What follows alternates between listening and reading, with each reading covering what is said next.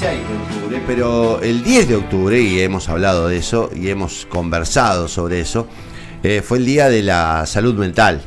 La verdad que es un tema que está sobrevolando todo el tiempo la vida de los argentinos.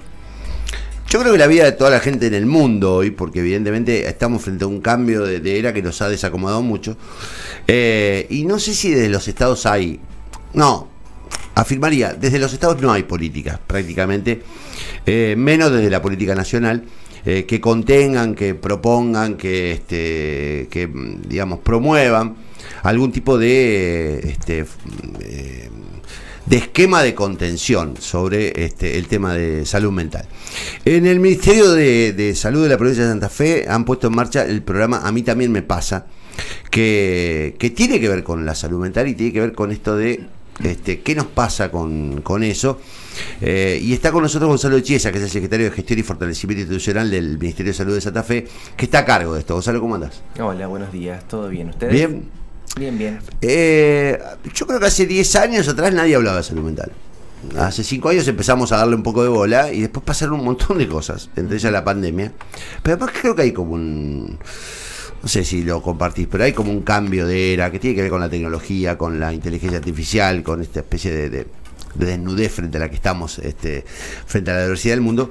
Y hoy ha puesto el foco en la salud mental. Sí, comparto un poco lo que decís. Hace bastante tiempo que se viene hablando de esto. Es cierto que en los últimos años yo creo que la pandemia también puso sobre el tapete la cuestión de salud mental. Para nosotros fue una oportunidad interesante, sobre todo contemplar, que eso también habría que ver si fue así o no fue así, pero contemplar que la pandemia no solamente se trató de una enfermedad de tipo orgánica, sino que fue una enfermedad orgánica pero que afectó notablemente las cuestiones psíquicas o las cuestiones de la salud mental de la población, lo individual y también lo colectivo. Fue un proceso muy complejo que atravesamos y que en definitiva yo creo que todavía no hemos terminado como de reevaluar los efectos que ha producido o los síntomas que ha producido la gestión de la pandemia, ¿no? Así que sí, en los últimos tiempos venimos tratando de que esto se haga visible, se haga viral. Un poco nuestro lema tiene que ver con eso. Bueno, es que es el lema, a mí también me pasa. A mí también me pasa. Digamos, es lo que en definitiva uno está esperando escuchar del otro, ¿no? Exacto. Como ahí hay dos cuestiones que nosotros establecimos este año, que como bien vos decías, el 10 de octubre es el Día Mundial de la Salud Mental. Nosotros aprovechamos para pensar un esquema de actividades que sean de todo el mes de octubre, pero venimos desde el inicio de la gestión también como dándole más importancia, por eso se ha jerarquizado el área también, que eso es un punto muy importante a tener en cuenta. Y hay dos hashtags que hemos establecido, que uno tiene que ver con hacer viral hablar de salud mental, porque nos parece importante que esté sobre la mesa, que podamos conversar sobre esto, que cualquier persona pueda conversar sobre esto. Y a mí también me pasa un poco contemplando que, alejándolo de a lo mejor del sentido común, de que la salud mental tiene que ver solamente con algo del orden de la locura o que siempre le pasa a otro, sino que es algo que nos puede pasar a todos y que todos podemos tener en algún momento alguna dificultad, algún proceso complejo desde el punto de vista psíquico, psicológico, y que en ese sentido es necesario ponerle palabras. Pues es que es muy llamativo. Yo creo que hace, digo, los que tenemos, los que empezamos a pintar canas, digamos, hace muchos años ir al psicólogo era un sinónimo muy estigmatizante. Era estigmatizante, pero además había como un ocultamiento. O sea, nadie decía que iba al psicólogo. Después la cosa se fue transformando en una cosa mucho más popular.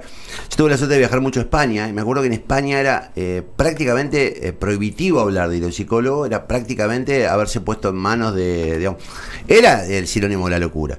Y ahora es como que también, digamos, la terapia se ha convertido en un ámbito natural, autorizado y necesario para mucha gente. Ahora, el problema es cómo accedemos a eso. Porque está claro que lo que vos planteas, el panorama de la pandemia, hay una situación de mucha fragilidad individual frente a la situación. Y digo, ¿cómo ayudamos? Porque vos proponés lo del hashtag. ¿Cómo hacemos de las políticas públicas para ayudar? Bueno, lo interesante de esto es poder pensar que salud mental no es solamente ir al psicólogo. No, claramente. Porque si no, porque esto es una demanda que por ahí ocurre, que que siempre que pensamos en las cuestiones de salud mental nos aparece esta idea de, bueno, no hay turno, psicólogo, psiquiatra, medicación. Claro, nosotros siempre pensamos en tratar de complejizar un poco esto y tratar de pensar en las redes de contención de un sujeto que tienen que ver con redes un poco más institucionales, ¿no? Sí, por supuesto que nosotros desde el campo específico, los que somos psicólogos, los psiquiatras tenemos, o los trabajadores sociales, todos los equipos interdisciplinarios, tenemos un saber específico y un conocimiento específico sobre el tema, pero siempre tratamos de que esto se abra hacia la trama más social, porque todas las tramas deben contener, digo, la escuela debe hacer lo suyo, la familia debe hacer lo suyo, los clubes, digo, hay que empezar como a recuperar espacios colectivos donde la palabra circule, porque a veces es necesario que podamos escuchar a nuestro vecino, que podamos escuchar a nuestro, no sé, a nuestro pariente, sí, a nuestros mayores, a nuestros mayores, a nuestros niños. Ayer me pasó algo así, que me llamó alguien diciendo, che, tal persona, una persona de muchos años, está teniendo ataques de pánico. Ajá. Y digo, fíjate vos, digamos, a cualquier edad puede ocurrir, en cualquier circunstancia puede ocurrir, en distintas etapas de la vida puede ocurrir, por un montón de motivos. Digo, totalmente. Y el tema es tener, lo que digo es tener un asidero. Tener un asidero significa que, bueno, poder contar con algún tipo de contención de parte de otro, digamos, claro, ¿no? Salirnos un poco del individualismo que estamos viviendo, de esa cosa narcisista que por ahí tenemos, de no escuchar a los otros.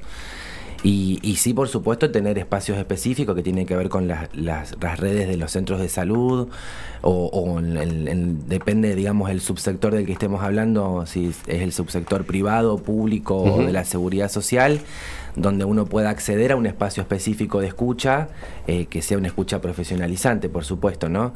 Pero siempre es importante tratar de primero, ahora hay un paradigma interesante que tiene que ver con lo de la primera escucha. Bueno, encontrar como esos espacios donde uno pueda, por lo menos, empezar a contar algo de lo que le pasa. Esto que vos decías al principio, unos años atrás la gente no decía que tenía un ataque de pánico, o tampoco significaba o no le daba sentido a eso que le pasaba, o no le ponía el rótulo de ataque de pánico. Lo importante entonces es empezar a atender como ciertos puentes colectivos y comunitarios para que eso que nos pasa tenga asidero en algún lugar y desde allí poder ver qué es lo que se necesita para cada situación particular. Digo, nosotros apostamos un poco a esto, digo, cada persona es un universo y por lo tanto ese universo necesita de una atención particular. ¿Y ustedes ya que apuestan, digamos, a instalar primero el tema? En todos los ámbitos. A instalar el tema que se pueda incluso en los ámbitos laborales, digo. En los ámbitos laborales, en los ámbitos educativos, en los ámbitos comunitarios. Y apostamos a que esto sea un eje de gestión. Para nosotros es sumamente importante que la ministra, el gobernador de la provincia y demás nos hayan dado la posibilidad de que salud mental se convierta en un eje prioritario de la política pública del Ministerio de Salud. Yo creo que es histórico esto. Si bien la provincia de Santa Fe ha tenido históricamente cuestiones de avanzada, por decirlo de alguna manera, ustedes recuerden, nosotros tenemos una ley nacional, que es a la ley donde nosotros, por donde vamos o por donde nos situamos, pero la provincia de Santa Fe tiene una ley de los años 90.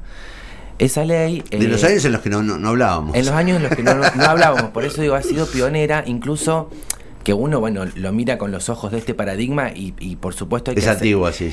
Sí, o hay algunos señalamientos que uno todavía le cuesta trabajo, pero esa ley fue pionera, fue como marcó un antecedente, porque fue una de las pocas provincias que la tuvo, un antecedente para pensar la ley nacional. Digo, venimos como con una historia en ese sentido, pero es cierto que había una deuda pendiente con el área de salud mental que tiene que ver con la jerarquización. Por eso, para nosotros, la decisión de la ministra Silvia Ciancio ha sido sumamente importante de poder jerarquizar el área, que jerarquizarla no es solamente convertirla, darle un escalón más en la estructura administrativa política, sino prestarle atención real. Digo, fue muy clara Silvia cuando armó el equipo de plantearnos la posibilidad de decir, bueno, ustedes necesitan tener un presupuesto, necesitan poder construir políticas públicas y necesitan hacer territorio porque el ministerio tiene que estar cerca de la gente. Y en ese sentido, bueno, fuimos como construyendo junto con ella una estructura interesante, con una subsecretaría a cargo de Liliana Holguín, una dirección provincial a cargo de la doctora Mancini y 5 coordinaciones regionales. O sea, cada región tiene un coordinador de salud mental que es...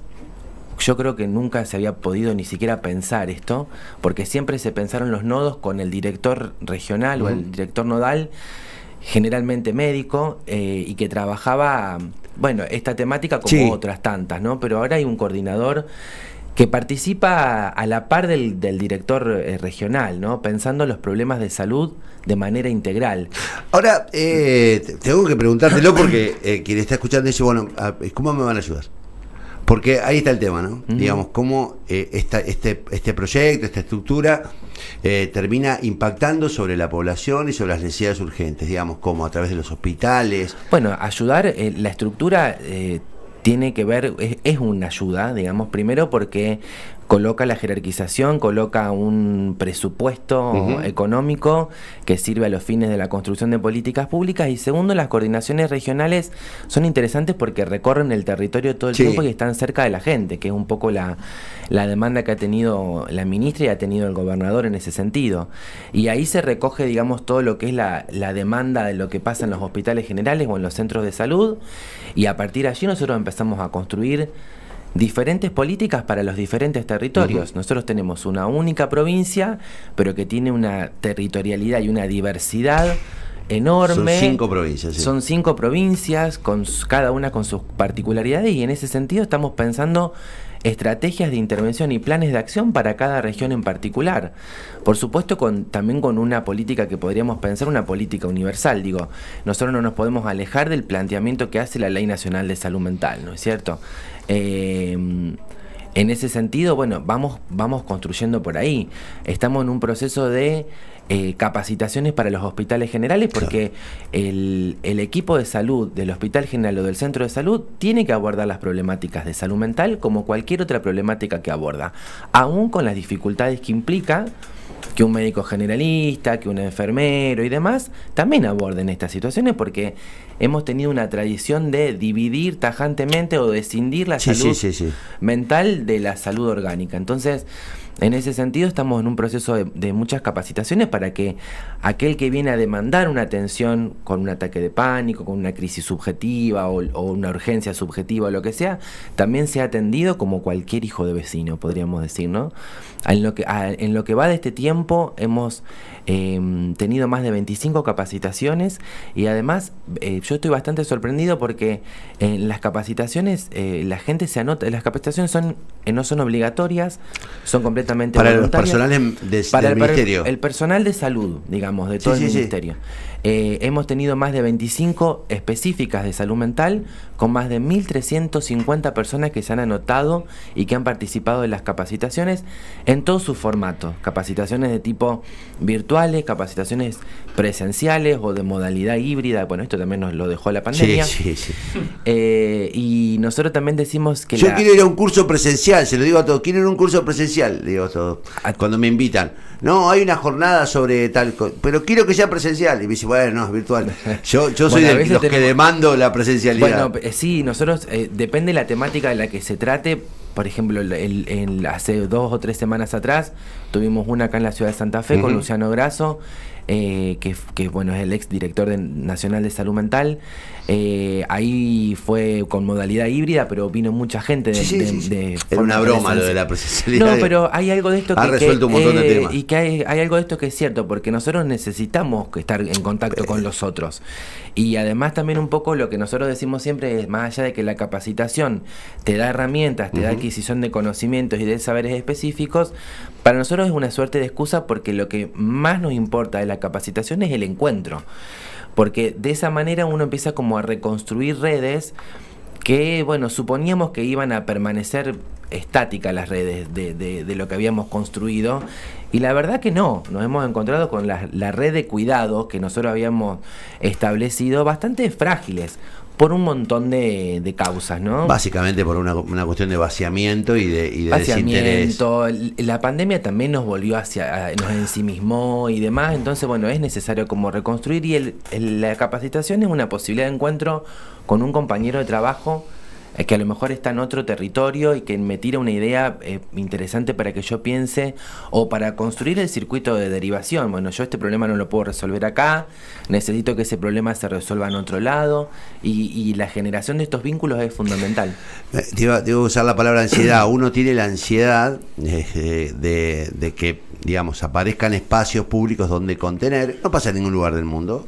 La verdad es que yo escucho la realidad europea, están viviendo por el mismo proceso, hay una sobredemanda de atención de salud mental y no hay Estado que pueda, digamos, responder a semejante demanda. Pero digo, también está bueno saber que se están desplegando por lo menos estrategias para que en el futuro esto se plasme en cuestiones concretas, ¿no? Y hay un dato que a mí me parece que es el más elemental. Nosotros lo hablamos hace poco con una psicóloga, pues. Sí. Sí, el 10. El 10. Que es este tema de revalorizar el tema del encuentro, de mirarse a los ojos, de encontrarse, de hablar con el otro, de escucharlo al otro, básicamente reconstituir eso que está bastante dañado. Totalmente, eso me parece que es lo más importante. Por eso yo te decía esto de no pensemos la salud mental pura y exclusivamente con la asistencia, porque es casi inmediato de pensar, bueno, tengo un problema de salud mental, necesito ir a un consultorio individual, que no digo que eso no sea importante, que no sea necesario. Digo que también previamente a eso tenemos que darnos un tiempo de trabajo con nuestros vínculos, trabajo con lo comunitario, porque es ahí donde uno también construye un espacio de salud mental que tiene efectos en algún punto terapéuticos. Porque me puedo encontrar con otros, porque puedo charlar, porque puedo hablar de lo que me pasa, porque le puedo contar lo que me pasa, porque a lo mejor al otro también le pasa algo más o menos parecido. Por eso me parece que es importante poder pensar en todos los ámbitos la cuestión de salud mental, y en esto de pensarlo en todos los ámbitos. Nosotros tenemos, por primera vez en la provincia hay un presupuesto interesante para que nos ayude a ir resolviendo lo que tenemos también, pues nosotros en la provincia de Santa Fe tenemos un montón de políticas que necesitan ser como revitalizadas, necesitan como una inyección presupuestaria y una inyección de promoción de los espacios. Nosotros tenemos más de 112 dispositivos sustitutivos a las lógicas manicomiales. Traducímelo. Los dispositivos sustitutivos, nosotros tenemos que ir camino hacia la implementación de la Ley Nacional de Salud Mental. La Ley Nacional dice, entre otras cosas, que no se pueden crear nuevos manicomios, vamos a hablar vulgarmente. Los viejos manicomios. Los viejos manicomios. Y que en cambio necesitamos construir lógicas y dispositivos de trabajo que tiendan hacia lo sustitutivo y hacia la transformación de los monovalentes en otra cosa, digamos, ¿no?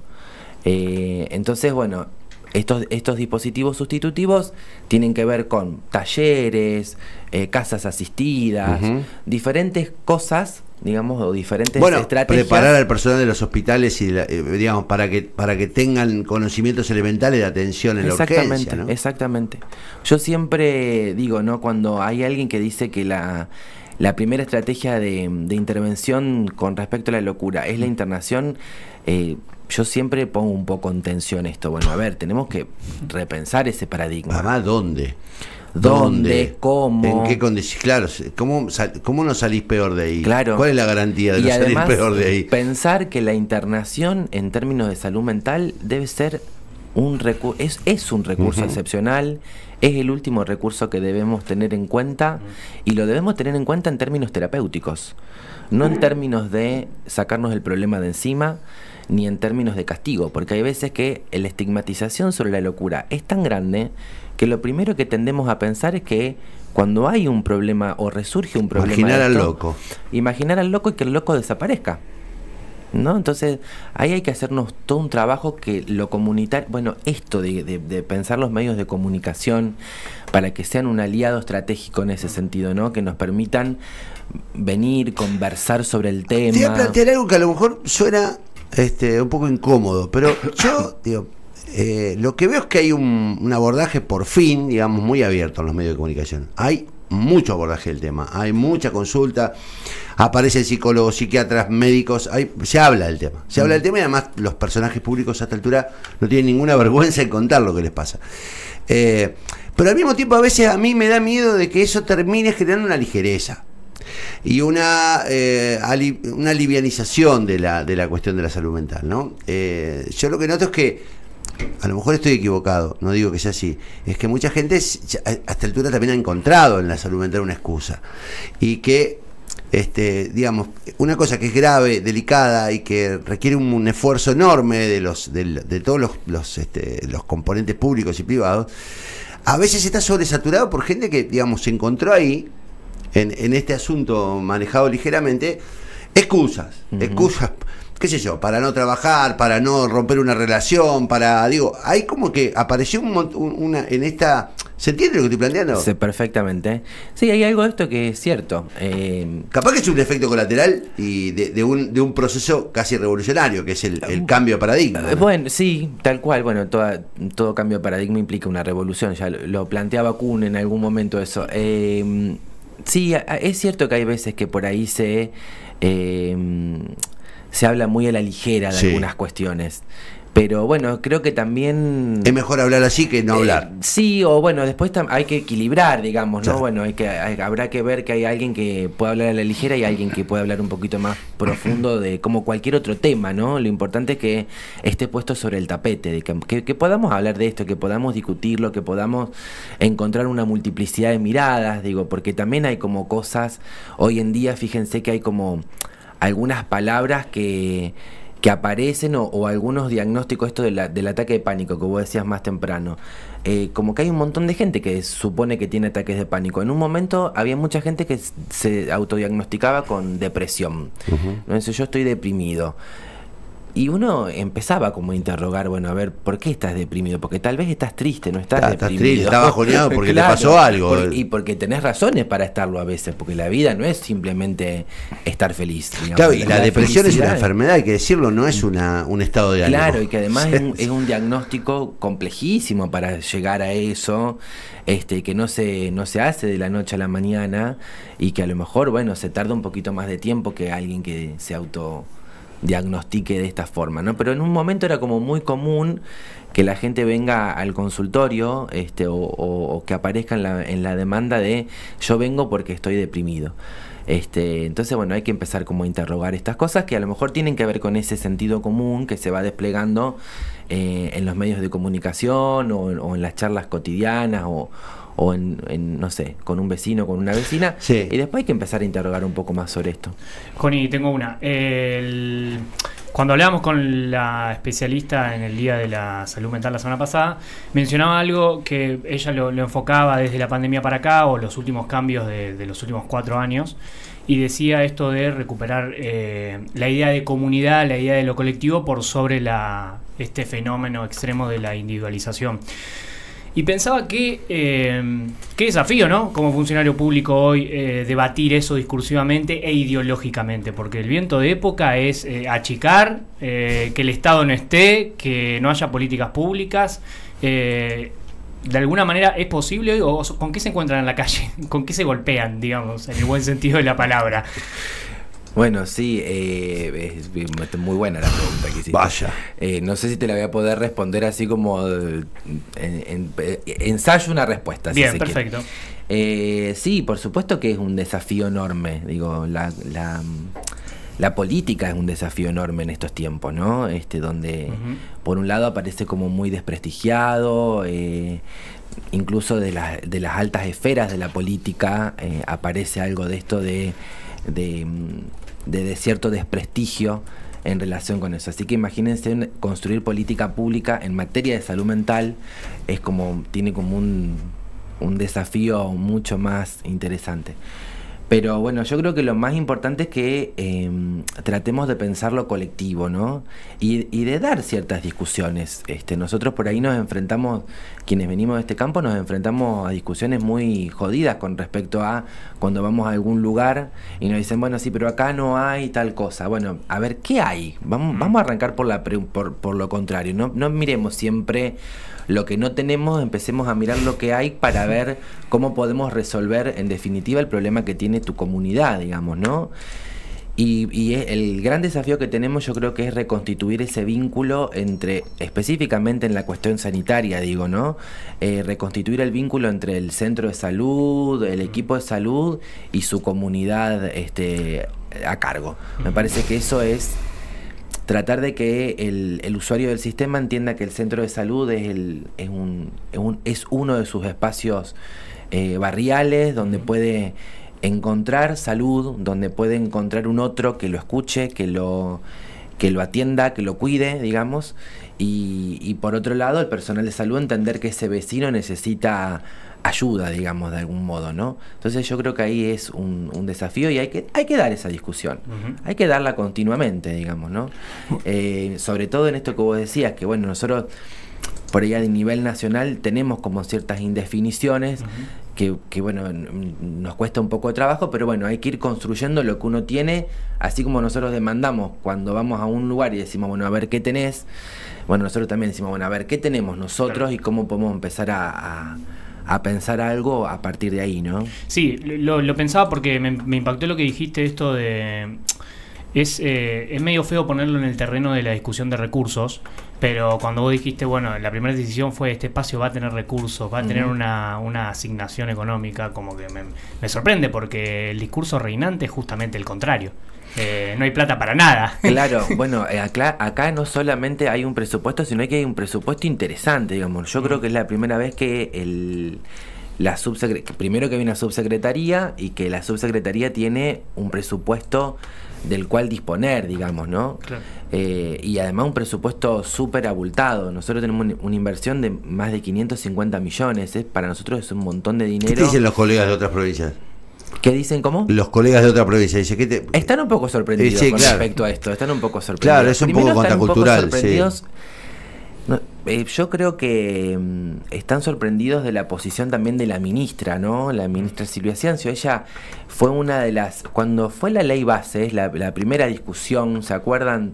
Fue una de las pocas ministras, yo creo que la única ministra del país que se opuso mediáticamente a la reforma de la Ley Nacional de Salud Mental, porque y para nosotros fue un paso muy importante porque implicó que un apoyo y un sostén a lo que uno viene militando de alguna forma, súper interesante, ¿no? Así que bueno, están un poco sorprendidos. Ahora el 21 de este mes, dentro de lo que es la agenda de A Mí También Me Pasa, hacemos un encuentro con la mesa, vamos a crear la mesa permanente en salud mental de la región centro. Vieron que la provincia de Santa Fe participa con las dos provincias. Así que bueno, tenemos ahí dos ejes de discusión específicos. Uno, que ya este es el tercer encuentro de la mesa. El primer encuentro, la mesa, cuando se inaugura la mesa, uno de los tópicos fue salud mental, el otro fue la compra centralizada de medicamentos, pero ahora bueno, vamos a tener una especificidad dentro del mes de la salud mental, ¿no? Si la gente entendiera el valor que tienen, sobre todo la región centro y cómo está funcionando orgánicamente, esto de integrar políticas, de ir por políticas comunes. Yo vivo en Paraná. Ajá. Con lo cual digo, la importancia que tiene la integración en términos normativos, en términos de política, más allá de los colores partidarios de cada gobierno, digo, es importante, es importantísimo que todos sintamos que más o menos tenemos acceso a los mismos derechos y a las mismas, digamos, que no somos ciudadanos de un tipo en un lugar y de otro tipo en otro, que suele pasar con los límites provinciales. Gonzalo, yo te quiero agradecer mucho el tiempo y tu disposición. Está bueno hablar de esto. Nosotros, como siempre le digo a todos, para hablar de esto y para colaborar con esto, a disposición siempre. Bueno, muchísimas gracias por lo que requieran, acá estamos para difundir. Muchas gracias. Gonzalo Chiesa es el secretario de Gestión y Fortalecimiento. Siempre ponen nombres difíciles, esta es una manía que inventaron los socialistas. Secretario de Gestión y Fortalecimiento Institucional del Ministerio de Salud de Santa Fe. Ese es el cargo. Secretario de Gestión. y fortalecimiento. Ya venimos.